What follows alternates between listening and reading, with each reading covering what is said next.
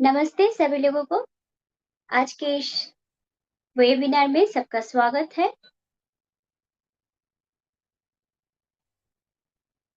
पहले मैं खुद का इंट्रोडक्शन देती हूँ। मैं हूँ टुम्पा आर पोद्दार। मैं एक न्यूमरोलॉजिस्ट हूँ, physiotherapist, yoga therapist, angel therapist, energy healer and स्वर विज्ञा और स्वरा एक्सपर्ट। तो आज हम शुरू करते हैं। आज हम यहाँ पे क्यों आए हैं? क्योंकि स्वर विज्ञान के बारे में जानने आने आए हैं, ठीक है ना? स्वर विद्या क्या है? तो पहले हम ये जाने, हम जब रात में सोते हैं जो सपने देखते हैं वो आपके आगे जाके क्या करने वाला है, वो सिग्निफिकेंस है, आपके भविष्य में क्या होने वाला है वो हम अपने सपने के द्वारा जान सकते हैं। वो कैसे? हम ये तो बचपन से सुनते आए हैं कि सुबह का सपना हमेशा सच होता है, सुनते आए हैं ना?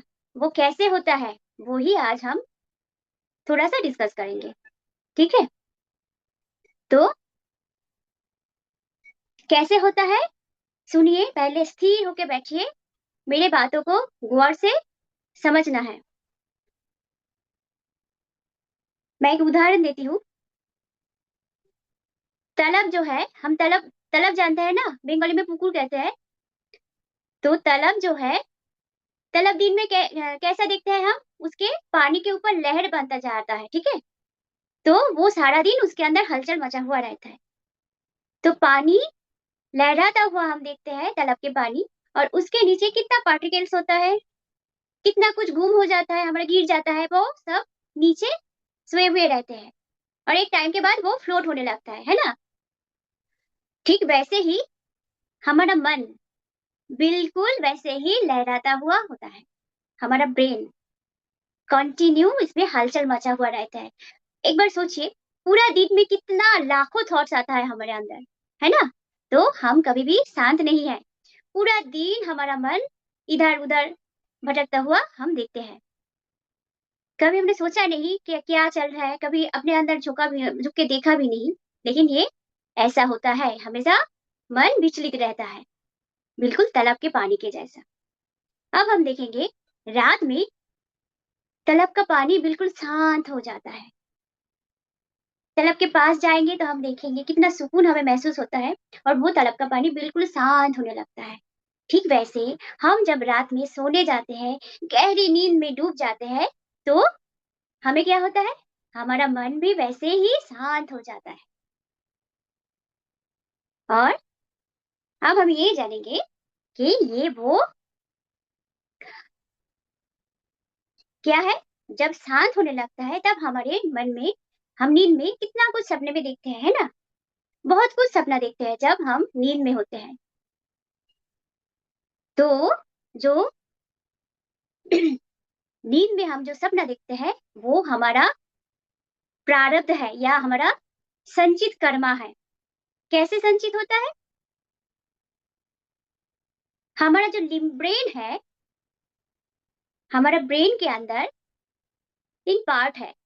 एक ब्रेन स्टेम है, एक लिम्बिक ब्रेन है और एक है नियोकॉर्टेक्स। तो हम ज्यादा ये डिटेल्स में हम आगे जाके जानेंगे, अभी डिटेल्स नहीं बोल रहे हैं, थोड़ा सा ही आपको जानने के लिए बोल रहे हैं। लिम्बिक ब्रेन में हमारा संचित कर्म जमा रहता है। जो कुछ भी हम इतने साल से मतलब कितने जन्म के बाद हमारा इस जन्म मिला है, ठीक है? तो जितने भी जन्म हम पहले ले चुके हैं, वो सारे के सारे जो जन्म है उसके जो कर्मा है वो संचित रूप में हमारे लिम्बिक ब्रेन में स्टोर रहता है। जो जो कि जब हम जगे हुए रहते हैं, एक बार ये जान ले, हमारा ये जो हमारा कॉन्शियस माइंड, सब कॉन्शियस माइंड और अनकॉन्शियस माइंड, 3 माइंड होता है और ये स्टोर रहता है कहाँ पे? सबकॉन्शियस माइंड में, ठीक है? और अब हम सारा पूरा दिन काम कर रहे हैं और कितना थॉट आता जाता रहता है, हम कितना कुछ कर रहे हैं, हमें ध्यान नहीं है। ये क्या है? ये अनकॉन्शियस माइंड है। और कॉन्शियस माइंड कब है? जब हम ध्यान से कुछ काम करते हैं, वो कॉन्शियस माइंड का काम है, कॉन्शियस माइंड से करते हैं।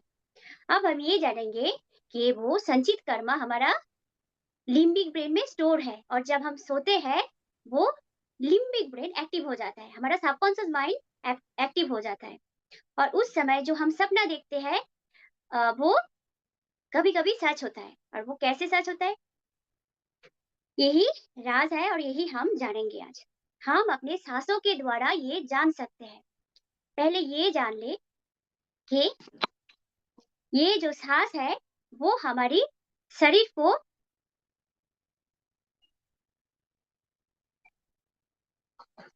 एक मिनट, ये जो सांस है ये हमारा शरीर को चलाता है।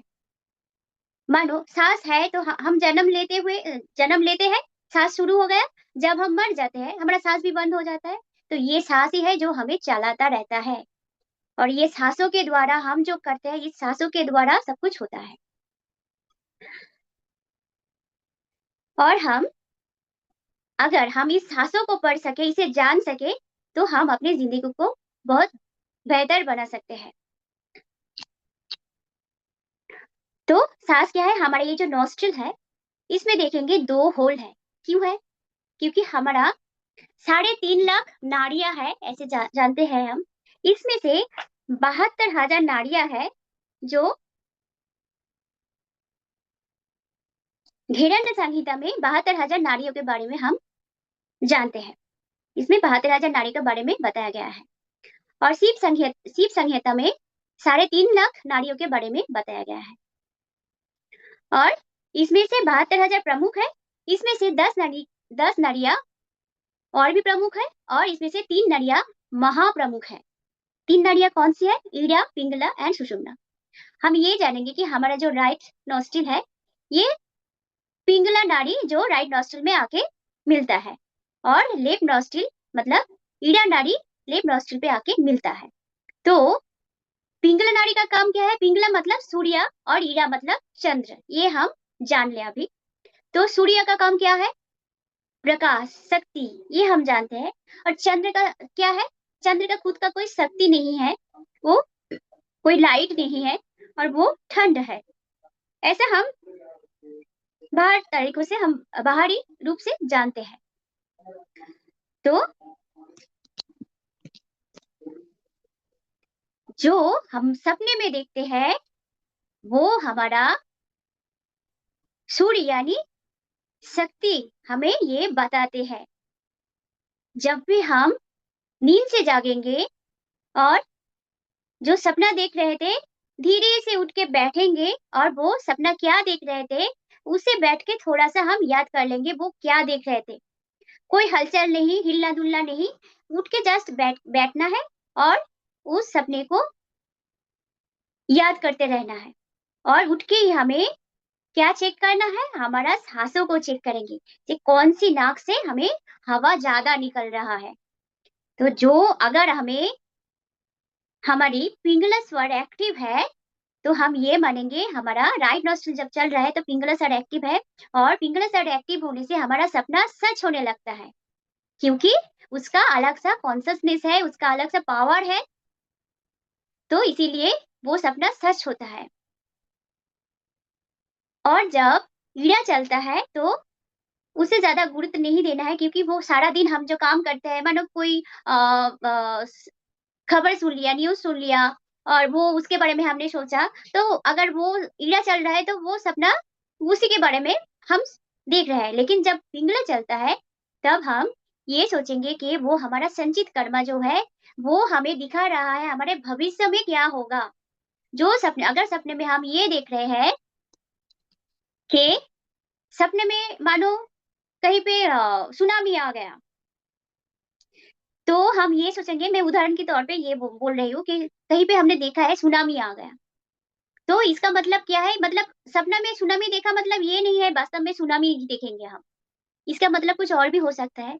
ऐसा हो सकता है कि हमें हमारी जिंदगी में अचानक कुछ ऐसा होगा कि हम मतलब हमें बहुत नीचे से झटके में गिर जाएंगे। एक झटके में ऊपर से नीचे गिर जाएंगे। गिरना मतलब ऊपर से नीचे नहीं, हमारी जिंदगी में उथल पथल होता होंगे, ऐसे होंगे, ये हम सोच सकते हैं। और अगर हम देख रहे हैं कि मानो रेल स्टेशन देख रहे हैं, हम दौड़ रहे हैं, ट्रेन छूट जा रहा है, हमें ट्रेन छूट गया, ऐसा अगर हम सपने देख रहे हैं तो ऐसे हम सोच सकते हैं कि वो हमारी ज़िंदगी में कुछ ऐसा अपॉर्च्युनिटी आने वाला था, वो हमारे हाथ से गया। ये हम सोच सकते हैं। तो ये कैसे होता है? मैंने बोला अभी तलब के पानी के अंदर जो कुछ भी पार्टिकल्स था, वो धीरे-धीरे ऊपर होने लगता है। वैसे ही हमारा जो संचित कर्म हमारे लिम्बिक ब्रेन में स्टोर हुआ है, वैसे ही धीरे-धीरे हम सपने के द्वारा वो संचित कर्म हमारे अंदर फ्लोट होने लगता है। ठीक है? ऐसे ही हम अपने भविष्य के बारे में जान सकते हैं। और ये जो ईड़ा, पिंगला, सुसुम और अगले सांस के बारे में बाद में बताएँगे। अभी जो हमने हीरा, पिंगला जाना है, यही स्वर विज्ञान है, स्वर विद्या है, ठीक है? स्वर विद्या मतलब हमारा साँसों का विद्या है। ये एक तंत्र क्रिया है, तंत्र विद्या है, जो सारे तंत्रों के ऊपर है। वे एक इसी तरह ही काम करता है और ये बहुत बड़ा साइंस है और इस विद्या को आज हम जानेंगे। तो कल हमने सीखा था कौन-सी स्वर में क्या-क्या काम करेंगे, तो वो ही हम थोड़ा-सा बता देते हैं, कौन-सी स्वर में क्या-क्या काम करना चाहिए। तो